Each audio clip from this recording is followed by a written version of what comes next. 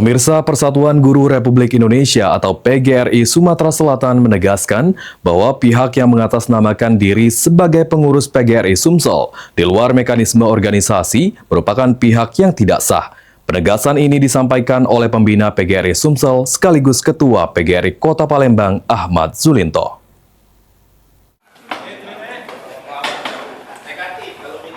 Pembina PGRI Sumatera Selatan sekaligus Ketua PGRI Kota Palembang, Ahmad Zulinto, menyampaikan bahwa setiap kepengurusan PGRI harus dibentuk sesuai dengan anggaran dasar dan anggaran rumah tangga atau ADART organisasi.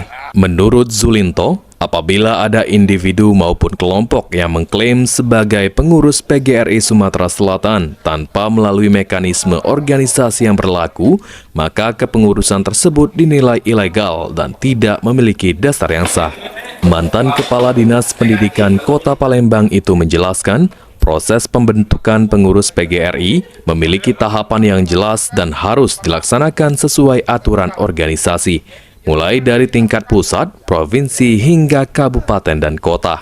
Zulinto juga menegaskan bahwa dirinya sebagai pembina PGRI Sumsel tidak pernah mengetahui ataupun melihat adanya proses pemilihan ketua PGRI Sumatera Selatan yang dilakukan sesuai prosedur organisasi terkait pihak yang mengklaim sebagai pengurus baru.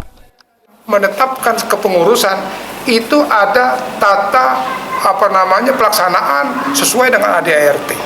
Artinya kalau tingkat pusat atau nasional itu melalui kongres.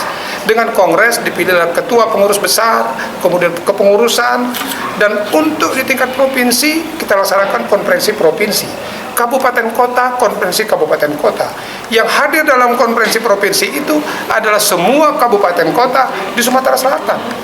Dan diikuti juga oleh Sumatera Selatan sendiri. PGRI Sumatera Selatan berharap seluruh anggota tetap berpedoman pada aturan organisasi dan menghormati mekanisme yang berlaku guna menjaga soliditas serta marwah organisasi profesi guru tersebut. Tim Liputan PAL TV.